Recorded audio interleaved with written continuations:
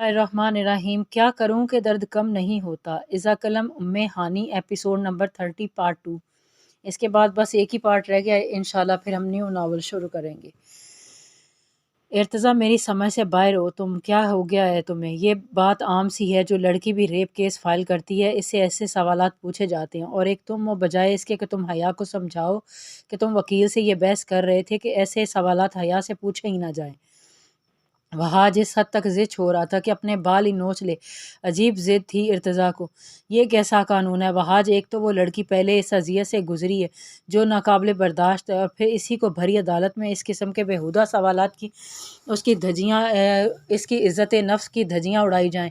اسے اس اذیت کا ایک ایک پہلو پوچھا جائے جو اسے ذہنی اور جسمانی اذیت سے دوچار کر دے۔ مطلب اذیت پر اذیت دینے والی بات ہے۔ ارتضیٰ کا چہرہ غصے سے سرخ ہوا تھا۔ ایسا پہلی بار تو نہیں ہوا نا؟ حیا وہ واحد لڑکی ہوگی جو ایسے سوالات کا سامنا کرے گی۔ وہاج نے پھر سے اسے سمجھانے کی اپنی سی کوشش کی تھی۔ جب میں سارے ثبوت دینے کو تیار ہوں جو آذر کو مجرم ثابت کرتے ہیں، تو اس قسم کے سوالات لایعنی حیثیت رکھتے ہیں۔ پھر میں کیوں کسی کو یہ حق دوں کہ وہ حیا سے اس قسم کی گفتگو کرے؟ قانون تمہارے مطابق تو چلے گا نہیں۔ مخالف پارٹی ہم سے زیادہ اسٹرانگ ہے اور سب سے بڑا وکیل ہائر کروایا دلاور ہمدانی نے آذر کے لیے۔ جھوٹ کو سچ بنانا اور سچ کو جھوٹ بنا کر پیش کرنا مشکل نہیں ہے ان کے لیے۔ وہاج کی باتیں بھی اپنی جگہ ٹھیک تھیں۔ بہت کم عمر ہے یار وہ، اور اس پر جذباتی بھی بہت ہے، نہ جانے کیا جواب دے گی۔ ارتضیٰ کی سوچ کر حالت غیر ہو رہی تھی، جیسے حیا سے پوچھے جانے والے سوالات کی اذیت اس نے سہنی ہو۔ یہ سمجھانا تمہارا کام ہے کیا؟ میرا کام ہے یار، سیدھا سا کیس ہے، ایک ڈی این اے کی رپورٹ اسے مجرم ثابت کر دے گی۔ وہ سب ویڈیوز، اس رپورٹر کا بیان، سب کچھ تو موجود ہے۔ پھر یہ سب؟ ارتضیٰ اپنا سر پکڑ کر رہ گیا تھا۔ حیا اپنے کمرے میں بیٹھی سب کچھ سن رہی تھی۔ اتنا وہ سمجھ گئی تھی کہ وکیل کی نظریں اور اس کی باتیں حیا کو سمجھ گئی تھی کہ اسے کٹہرے پر کھڑا ہو کر کس اذیت سے دوچار ہونا پڑے گا، لیکن ارتضیٰ کا اس بات پر اتنا بے چین اور بے کل ہونا اسے حیران کر گیا تھا۔ اس سے یہ بات برداشت نہیں ہو رہی تھی کہ حیا سے کوئی بے باک قسم کے سوال نہ کرے۔ اس کا بس نہیں چل رہا تھا کیسے وہ اسے سب کی نظروں سے اوجھل کر دے اور خود اس کی جگہ کھڑا ہو جائے۔ پہلی پیشی پر آذر کو کٹہرے پر کھڑا کیا گیا۔ 2 دن جیل میں رہ کر اس کے چہرے پر سمردگی چھائی ہوئی تھی۔ حال کی کرسی پر بیٹھی حیا کو اس نے قہر برساتی نظروں سے دیکھا تھا، جسے چھوڑے گا نہیں۔ حیا کے جسم پر سنسنی سی دوڑی تھی۔ بے ساختہ ارتضیٰ کا ہاتھ کس کر پکڑا تھا۔ ارتضیٰ نے پہلے حیا کی طرف دیکھا، پھر اس کی نظروں کا تعاقب کرتے ہوئے سامنے کھڑے آذر کو، جو حیا کو گھور کر دیکھ رہا تھا۔ لیکن جب آذر کی نظر ارتضیٰ پر پڑی تو اس کی نظریں اسے یہ سمجھا گئی تھی کہ حیا کے لیے ساتھ ساتھ کون کھڑا ہے۔ وہ رخ بدل گیا تھا۔ حیا کے وکیل نے ایک مختصر سی تحریر جج کے سامنے رکھی تھی۔ ایڈوکیٹ عطاء الرحمن، تو آپ حیا ارتضیٰ کی طرف سے وکیل صفائی کے طور پر ہیں؟ جی۔ آذر کی جانب سے بھی کھڑا ہونے والے وکیل نے اپنا تعارف کروایا۔ کچھ دیر تو جج اس کیس کو پڑھتا رہا، پھر عطاء الرحمن سے مخاطب ہوا، عدالت کی کارروائی شروع کی جائے۔ جج کے کہنے پر سب سے پہلے اس رپورٹر کو بلایا گیا جس نے سارا تماشا لگایا تھا۔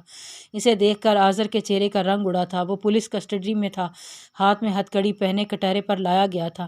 سب سے پہلے تو اس سے یہ حلف اٹھایا گیا کہ وہ کچھ بھی کہے گا تو سچ کہے گا۔ آذر کے وکیل نے سوال و جواب شروع کیے جو سرسری اور عام نوعیت کے تھے۔ اس نے حیا کو ارتضیٰ کے ساتھ لگے دیکھا، اور پھر جو کچھ حیا نے وہاں کہا وہ انہی باتوں کو زیر بحث لاتا رہا اور یہ ثابت کرتا رہا کہ اصل قصوروار ارتضیٰ تھا، اور جب حیا نے اپنے لیے خود ہی فیصلہ چن لیا تھا تو کیس ختم کر دیا گیا تھا۔ تو پورے 10 ماہ بعد اس کیس کو نئے سرے سے ری اوپن کیوں کروایا گیا؟ جناب والا، میرے خیال سے جب حیا صاحبہ نے اس وقت میڈیا کے سامنے پورے ہوش و حواس میں اپنے ساتھ ہونے والی زیادتی کا الزام اپنے ہی پروفیسر پر لگا کر پھر وہیں موقع پر آنن فانن اپنا فیصلہ سنا کر کیس ختم کر دیا تھا، تو 10 ماہ بعد یہ کیسے میرے کلائنٹ پر الزام لگا سکتی ہیں؟ ان کی وہ ویڈیو اب بھی میڈیا میں محفوظ ہوگی، اگر کہیں تو وہ عدالت کو یاد دہانی کے طور پر دکھائی جا سکتی ہے، جس میں انہوں نے خود نکاح کیا تھا۔ میری عدالت سے درخواست ہے کہ عدالت کا قیمتی وقت ضائع کرنے پر حیا ارتضیٰ کے خلاف سخت سے سخت ایکشن لیا جائے۔ یہ کہہ کر وہ واپس اپنی کرسی پر بیٹھ گیا تھا۔ عطاء الرحمن کھڑا ہو کر آذر کے پاس پہنچ گیا تھا۔ حیا کے ساتھ جو کچھ بھی پروفیسر ارتضیٰ نے کیا آپ نے اپنی آنکھوں سے دیکھا تھا؟ جی ہاں، وہ حد درجے گھبرایا ہوا تھا۔ ذرا پھر سے ایک بار بتانا پسند کریں گے کہ آپ نے کیا کرتے دیکھا تھا پروفیسر کو؟ وہ حیا کو گلے لگائے ہوئے تھے، اور بہت رو رہی تھی، اور میں وہاں اس ہال میں ایک تقریری مقابلے کی ویڈیو بنانے آیا تھا، لیکن یہ سب دیکھ کر میں وہیں پہنچ گیا۔ پھر جو کچھ ہوا وہ سب نے دیکھا تھا۔ ویسے کتنا عجیب اتفاق ہے کہ پروفیسر صاحب نے اپنی ایک اسٹوڈنٹ کے ساتھ ریپ کرنے سے پہلے ہال کا دروازہ تک بند کرنے کی بجائے آپ کے لیے کھلا چھوڑ دیا تھا تاکہ آپ کو مشکل پیش نہ آئے، اور آپ عین موقع پر وہاں پہنچ جائیں، اور بجائے پروفیسر کا گریبان پکڑنے کے کیمرہ آن کیا اور ان کی ویڈیو بناتے ہوئے انہیں مجرم ثابت کر دیا، جیسے آپ اس کام کے لیے ذہنی طور پر تیار کرنے کے لیے پہلے سے تیار تھے، ورنہ اچانک سے ایسا واقعہ دیکھنے والے شخص کو کیمرہ آن کرنے کا ہوش ہی کہاں رہتی ہے۔ اسے پہلے کہ میں ان سے مزید سوال و جواب کرنا چاہوں گا کہ جناب والا کہ آپ ان سنے جو انہوں نے انجانے میں اپنے آفس میں دیا تھا، جس کی ویڈیو انسپکٹر نے چھپا کر بنائی تھی گواہ کے طور پر، اور یہ اس واقعے کے عینی شاہد بھی ہیں۔ وکیل نے وہ ویڈیو جج کے سامنے لگا دی، جس میں ارتضیٰ کے سامنے اس رپورٹر نے اقبال جرم کیا تھا۔ اسی طرح یکے بعد دیگرے ہر ثبوت حاضر کے خلاف وکیل کے پاس موجود تھے، جسے وہ اپنی طرف سے ختم کر چکا تھا، بھول ہی گیا تھا۔ جس ویڈیو کو وہ حیا کو بلیک میل کرنے کے طور پر استعمال کرنے کے لیے بنا رہا تھا، وہی اس کے لیے سزا بن جائے گی۔ جب اس نے حیا کو وہ ویڈیو سینڈ کی تھی، اس واقعے کے بعد دیکھی تھی، تو اپنے دوستوں کی لاپرواہی پر اسے خوب مارا تھا۔ ویڈیو وہ ڈیلیٹ کر چکا تھا، اسے لگا تھا حیا کے موبائل سے بھی وہ ویڈیو ڈیلیٹ ہو چکی ہوگی۔ وہ حیا نے اس بلیک میلنگ کو ختم کرنے کے لیے اسے ڈیلیٹ ہی کرنا چاہا تھا، لیکن جلد بازی میں وہ ہمیرا کو سینڈ کر چکی تھی۔ 10 ماہ کی تاخیر اس وجہ سے کی گئی تھی، اس ریپ کی وجہ سے حیا پریگننٹ ہو چکی تھی اور آج اسی کے بچے کی ماں ہے۔ ڈی این اے کی رپورٹ کے مطابق یہی اس کا باپ ہے۔ وکیل نے وہ رپورٹ بھی جج کے سامنے رکھ دی۔ آذر کو گفتگو کے دوران اس کا بلڈ سیمپل لے لیا گیا تھا۔ یہ بھی نیا انکشاف تھا آذر کے لیے، گویا کہ کوئی ثبوت نہیں بچا تھا۔ عدالت برخاست ہوتے ہی باہر نکلتے میڈیا کا ایک بے ہنگم سا شور تھا۔ بہت سے چینلز کے رپورٹر وہاں موجود تھے۔ ان کے ان گنت سوالات: حیا نے کیس کیوں فائل کیا؟ اصل قصہ کیا تھا؟ پھر 10 ماہ بعد کیوں دوبارہ سے نئے سرے سے الزام لگایا گیا تھا وہاں نامور سیاستدان کے بیٹے پر؟ وہاج اور ارتضیٰ بامشکل اس ہجوم سے حیا کو لے کر نکلے تھے۔ خبر آگ کی طرح پھیلی تھی۔ سب کو یہ جاننے کا تجسس تھا کہ ایک لڑکی نے کیسے ایک نامور سیاستدان کے بیٹے پر ہر الزام لگا دیا تھا۔ وہاج انہیں گھر لے کر جانے کی بجائے ایک ریسٹورنٹ میں لے گیا تھا۔ یہ تم نے گاڑی کہاں روکی ہے؟ ارتضیٰ نے نافہم انداز سے وہاج سے پوچھا۔ تم اترو تو بتاتا ہوں، تمہیں پہلے کچھ کھا پی لیں۔ وہاج کی لاپرواہی پر زچ ہوا تھا۔ حیا اپنی جگہ پریشان تھی، چپ چاپ باہر آ گئی۔ لنچ آرڈر کر کے وہ لوگ آگے کے لاہے عمل کے بارے میں ہی بات کر رہے تھے جب ان کے پیٹھ پیچھے چند لڑکے حیا کو پہچان کر بولنے لگے، یہ وہی لڑکی ہے جس نے آذر حمدانی پر کیس کیا ہے؟ ان میں سے ایک نے کہا۔ ساری آوازیں ان تینوں پر بھی پہنچ رہی تھیں۔ ہاں وہی لگ رہی ہے۔ خود کو مشہور کرنے کا اچھا بہانہ مل گیا ہے لڑکیوں کو۔ کسی بھی مشہور شخصیت کے ساتھ خود کو بدنام کروا لو۔ پچھلے دنوں ریپ کیس میں ایک پروفیسر کو پھنسایا تھا، اب جی بھر گیا ہوگا اس لیے نیا لڑکا تلاش کر لیا ہے۔ حیا کا سن کر دل بیٹھنا شروع ہوا تھا، لیکن ارتضیٰ غصے سے اٹھ کر اس لڑکی کے پاس پہنچ گیا، اس کا گریبان پکڑ کر اسے جھنجھوڑ کر رکھ دیا۔ کیا بکواس کر رہے ہو تم؟ چھوڑو میرا گریبان۔ ہم اکیلے نہیں کر رہے ہیں یہ باتیں، سارا معاشرہ کر رہا ہے۔ ایسی داغدار لڑکیوں کا کام ہی یہی ہے، اپنے منہ کی کالک دوسروں پر ملتی ہیں۔ وہ لڑکا حقارت سے بولا۔ جب تک وہاج ارتضیٰ کے پاس پہنچا تھا، اس لڑکے کے منہ پر مکہ مار چکا تھا۔ وہ لڑکا پرے جا کر گرا تھا۔ حیا ہونک بنی کھڑی تھی۔ ارتضیٰ کیا ہو گیا تمہیں؟ وہاج نے اسے پیچھے کیا تھا۔ وہ لڑکا کھڑا ہوتے ہوئے بولا، ان سے سچ برداشت نہیں ہو رہا۔ وہ لڑکا چلا کر بولا۔ اس کے باقی کے دوست اس لڑکے کو چپ کروا رہے تھے۔ وہاج بھی ارتضیٰ کو پیچھے کر رہا تھا، لیکن وہ قابو سے باہر ہوا تھا۔ اس کے پاس جا کر بولا، کون ہے داغدار؟ ہاں کہاں ہے کالک؟ دکھاؤ مجھے تو اس کے چہرے پر ایسا کچھ نظر نہیں آتا سوائے پاکیزگی ہے۔ کالک اس کے چہرے پر نہیں، اس معاشرے سے میں تم جیسے مردوں کی آنکھوں پر ہے۔ تم لوگ چاہتے ہو تمہاری ہر برائی اور گناہ کو لڑکی چپ چاپ کر سہتی رہے، کبھی تھپڑ کے بدلے، کبھی اس کے سخت رویے کے بدلے تم لوگ اسے ہوس کا نشانہ بنا کر مردانگی کے جھنڈے گاڑ دو، اور وہ بدنامی کے ڈر سے چپ رہے اور تمہارے گناہوں پر پردہ ڈالے، زندگی گزار دے۔ لیکن اگر انصاف کا تقاضا کر دے تو وہ داغدار ہو گئی۔ اس کے ماتھے پر تمہیں بدنامی کا داغ دیکھا جاتا ہے؟ اپنی آنکھوں میں سور کا بال نہیں دکھتا ہے؟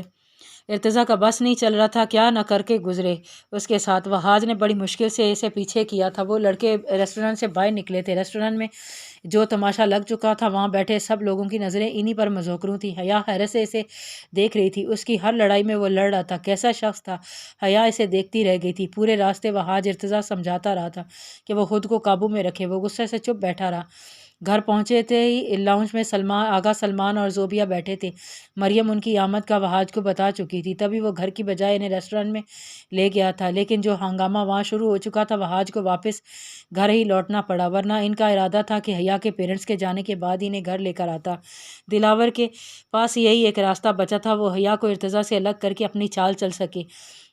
ایک پل تو اپنے ماں باپ کو دیکھ کر حیا کا دل تڑپا تھا، بے ساختہ ان کی طرف بڑھی تھی، مگر ہاتھ ارتضیٰ کی گرفت میں آ چکا تھا۔ جھٹکے سے حیا رکنا پڑا۔ سلمان کا یہ دیکھ کر خون کھولا تھا۔ کم ان حیا بیٹا، ادھر آؤ ہمارے پاس۔ زوبیہ کی مٹھاس بھری آواز اور آغا سلمان کے سخت تیور دیکھ اس نے ایک نظر ارتضیٰ کی طرف دیکھا جو آغا سلمان کو ہی دیکھ رہا تھا۔ حیا کا ہاتھ اب بھی اس نے پکڑا ہوا تھا۔ کس کی اجازت سے آپ لوگ یہاں آئے ہیں؟ ارتضیٰ کا بے تاثر چہرہ اور سپٹ انداز دیکھ کر زوبیہ کے منہ کے زاویے بگڑے تھے۔ تم جیسے کمین سے میں بات کرنا بھی اپنی توہین سمجھتا ہوں۔ چھوڑو میری بیٹی کا ہاتھ۔ حیا بیٹا، میں تمہیں لینے آیا ہوں، چلو میرے ساتھ۔ آغا سلمان آپے سے باہر ہوتے ہوئے بولے تھے، ارتضیٰ کے سامنے کھڑے ہو گئے تھے اور حیا سے کہنے لگے، آغا جی وہ حیا متذبذب سی ہوئی تھی۔ حیا کہیں نہیں جائے گی۔ حیا کی بات ارتضیٰ نے بیچ میں ہی اچک لی تھی۔ تم میری بیٹی کو اپنے مفاد کے لیے استعمال نہیں کر سکتے۔ وہ غصے سے پھنکارتے ہوئے ارتضیٰ سے بولے تھے، شاید آپ بھول رہے ہیں کہ یہ میری بیوی ہے، میری اجازت کے بغیر آپ جا سکتے۔ حیا کہیں نہیں جائے گی، اس لیے آپ یہاں سے جا سکتے ہیں۔ آغا سلمان نے غصے اور حقارت سے اسے دیکھا، پھر حیا سے بولے، حیا تم میرے ساتھ چلو، اس سے کہو کہ تمہارا ہاتھ چھوڑے۔ آغا جی آپ نے سنا نا ارتضیٰ نے کیا کہا، میں نہیں جاؤں گی، اس لیے آپ جا سکتے ہیں۔ حیا کے صاف انکار پر وہ تلملا کر رہ گئے تھے۔ حیا پیچھے نہیں ہٹ سکتی تھی، ورنہ ماں باپ کو دیکھ کر دل ضرور مچلا تھا۔ سن لیا آپ نے یا کچھ اور سننا باقی ہے؟ ارتضیٰ نے جتاتے ہوئے کہا۔ وہ ارتضیٰ کو گھورتے ہوئے چلے گئے۔ ان کے جاتے ہی ارتضیٰ نے حیا کا ہاتھ چھوڑا دیا تھا اور خود کمرے میں چلا گیا۔ نہ دوپہر کا کھانا کھایا نہ رات کا۔ وہاج ہی ڈنر کے بعد اس کے کمرے میں گیا۔ پورے کمرے میں سگریٹ کے دھوئیں سے بھرا ہوا تھا۔ سامنے رکھی رونکنگ چیئر پر وہ بیٹھا اب بھی سگریٹ پی رہا تھا۔ وہاج کو دیکھ کر سگریٹ ایش ٹرے میں بجھا دی تھی۔ وہاج چلتا ہوا اس کے پاس آ گیا، ایک کرسی کھینچ کر اس کے مقابل بیٹھ کر اسے غور سے دیکھنے لگا۔ کچھ دیر تو ارتضیٰ اس کی نظروں کو نظر انداز کرتا رہا، پھر اسے گھورنے لگا۔ یہ کیا، تم مجھے اتنے غور سے کیوں دیکھ رہے ہو؟ دیکھ رہا ہوں بڑے عرصے بعد میرا دوست واپس ارتضیٰ سے جازم بنتا جا رہا ہے۔ راز کیا ہے؟ وہاج نے مسکراتے ہوئے آنکھ دباتے ہوئے کہا، میں اس وقت مذاق کے موڈ میں نہیں ہوں، بہتر ہوگا تم یہاں سے چلے جاؤ۔ ارتضیٰ نے تپتے ہوئے کہا تھا، اوکے میں چلا جاتا ہوں، کہو تو حیا کو بھیج دوں، تمہارا موڈ کچھ اچھا ہو جائے گا۔ وہاج کے مذاق پر وہ ہتھے سے اکھڑ گیا۔ یہ حیا بیچ میں کہاں سے آ گئی؟ وہی تو آئی ہے جازم صاحب، اتنا غصہ، اتنی لڑائی، اتنی بے بسی اور اتنی فکر کئی سال بعد کسی لڑکی کے لیے دیکھی ہے تمہارے اندر۔ وہاج کی بات پر وہ ارتضیٰ نے نظریں چرائی تھی، پہلو بدلا تھا۔ مجھے تو لگا تھا حیا کا جادو رومان پر ہی چڑھا، لیکن نہیں، باپ بیٹا دونوں ہی زیر اثر ہیں۔ وہ ہنستے ہوئے بولا، بکو مت، تم جانتے ہو میں تانیہ سے آج بھی بے انتہا محبت کرتا ہوں، حیا میرے مزاج کی بھی نہیں ہے۔ کل تک تو مجھے یہی لگتا تھا کہ تانیہ سے جتنی محبت تم نے کی ہے کوئی اور اس کی جگہ ہی نہیں لے سکتی، لیکن آج بات اور ہے۔ ذرا دل پر ہاتھ رکھو اور خود سے پوچھو، حیا حیا کی آواز آئے گی تمہیں؟ وہاج میں اس موضوع پر بات ہی نہیں کرنا چاہتا۔ کیس ختم ہوتے میری اور اس کی راہیں الگ ہیں۔ وہ اپنے منگیتر سے محبت کرتی ہے، اس کا اپنا ایک لائف سٹائل ہے جو مجھ جیسا بندہ تو افورڈ ہی نہیں کر سکتا ہے۔ جیسے ہی وہ بے قصور ثابت ہو جائے گی ارسل اسے اپنا لے گا۔ ارتضیٰ کی بات سن کر وہاج سنجیدہ ہوا۔ ارتضیٰ بہت بڑی غلطی کرو گے تم، جب اس کے لیے اپنا سب کچھ داؤ پر لگا رہے ہو تو اسے چھوڑنا کیوں چاہتے ہو؟ شادی زبردستی کا سودا نہیں ہوتا ہے وہاج، نہ میں نے آج تک کسی سے کی ہے، نہ آگے کسی کے ساتھ کر سکتا ہوں۔ اس بات کو یہیں ختم کر دو۔ ارتضیٰ بات سن وہ چپ سا ہو گیا تھا۔ اوکے ٹھیک ہے، سمجھ گیا ہوں، اب اٹھ کر کھانا کھاؤ اور اسے بھی کھلاؤ جو دوپہر سے اپنے کمرے میں بیٹھی رو رہی ہے۔ مریم کہہ کر تھک گئی ہے، لیکن ایک نوالہ اس نے منہ میں نہیں ڈالا تو وجہ بتا رہی ہے نا، کچھ کھا رہی ہے۔ یہ کہہ کر وہاج کمرے سے باہر جا چکا تھا۔ ارتضیٰ کے لیے یہ نئی فکر تھی، ایک تو اس لڑکی کے ڈراموں سے میں تنگ آ گیا ہوں۔